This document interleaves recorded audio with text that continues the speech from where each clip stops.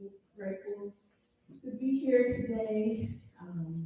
Incredibly grateful for our graduates here in the house today. Give yourselves a round of applause. And all the graduates for awesome accomplishment, whatever level that you are graduating from. Is such an accomplishment, and I'm grateful that we're celebrating this today. And when Jennifer asked me to speak, I was like, "Yeah, I'm a little rusty. I've spoken a lot, so I didn't know what I was going to talk about." She was like, she wanted the theme to be endurance. And that is, something that just has come out today in the service, enduring through those seasons. And so I want to just talk a little bit about that today. First, I want to talk about what a commencement is, because when I was younger, I didn't really understand, like, why do they call a graduation a commencement? Which, the word commencement means a beginning or a start. And so a commencement, all of our graduates today are commencing into a new season of their lives. And we all know, those of us that are seasoned, I'm not saying myself, but I'm talking about, some of y'all brothers, because I don't know nothing. The more I go on, the more I realize I don't have a lot of the answers that, we seek in life. But some of us more seasoned know that, you go out of one season and you enter into another season into your life. And so our graduates today are entering into a new season of their life. For some, it's no more, taking tests and writing papers. For some, it's another level of taking tests and writing papers and all of that. For some, they're going into the workforce, into a new career field. And so, in each of these seasons, we're continuing to elevate. And I know a lot of times it doesn't seem like we are elevating, because there's so many struggles and obstacles that we come up against in life. And that's any and every season that we go through in life. And this, this, some of these seasons are extremely difficult. Just when Sherry got up and shared about Terrell's experience, I can relate, because I've been there, and that's some of what I wanted to talk about today. So for those of you that don't know, I gotta brag on myself a little bit. I am a graduate of Duke University. Yeah. Thank you. Spoiler alert, I probably had the worst GPA to ever come out of that school. But I graduated. Amen. But it was difficult for me. And honestly, I don't feel like I even have ever talked about this publicly. I don't think even most of my family knows, or even my best friend, who probably knows pretty much all there is to know about me. And we went to the same school, don't know what GPA I had. I might reveal it, I might not. I don't know, it's kind of embarrassing. But all my life, since I was 12 years old, I wanted to go to Duke. That was my main focus, is I wanted to go to Duke.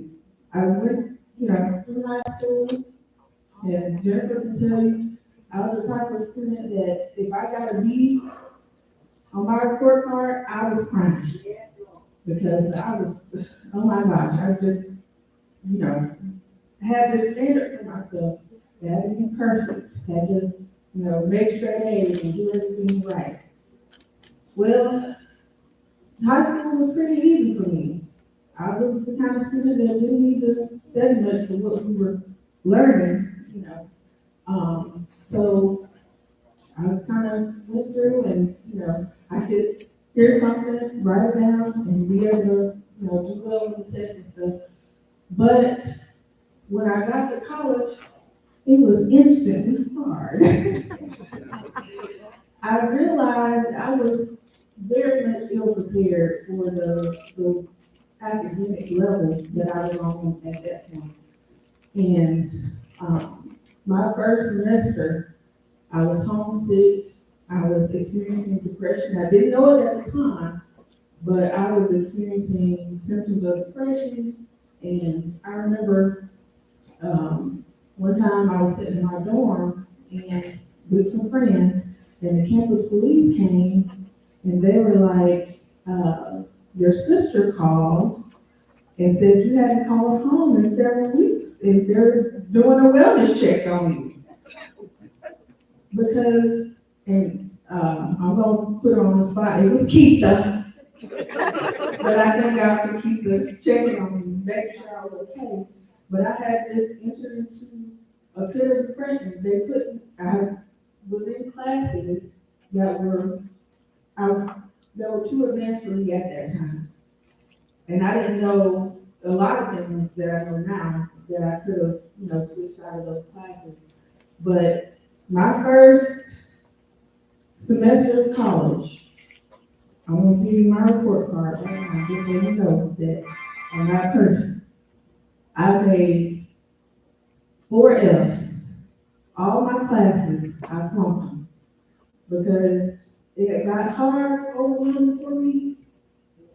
I stopped going to class, stopped hanging out with my friends, was just, a lot of times sitting in my dorm, when everybody thought I was supposed to be in class. I don't know what I was doing, probably watching TV, I don't know. But, it was a difficult situation because I didn't feel like anybody could relate to me. I was surrounded by all these brilliant people, and here I am thinking that I can't do this. I don't know if I can do this. So I had to take a semester off. They obviously want you to take some time and reflect. After an experience like that, it was challenging. So I went back, and I was like, okay, I had determined that I wanted to go back. I wanted to graduate, but that didn't make it any easier for me. And the experience, it was still difficult, but I had to learn ways to support myself and get the support that I needed in order to get through school and graduate. And so my grades, even though, they're on out, I did a couple more flagpoles. I ain't gonna lie to you. But the way they had it set up was like, you had to pass a certain number of classes every semester. It wasn't like a GPA requirement. So that's why I'm grateful. That song that, they were singing, He Made a Way. God really made a way for me. Because it could have gone many certain ways. And that was my dream. One of my dreams in life was to go to Brewton and graduate from Brewton. And I did it. And it was in a season of my life where it required a lot of growth and it was a lot of challenging situations for me. But I just wanted to testify that if I can do it, if Terrell can do it, if anybody else, so many people are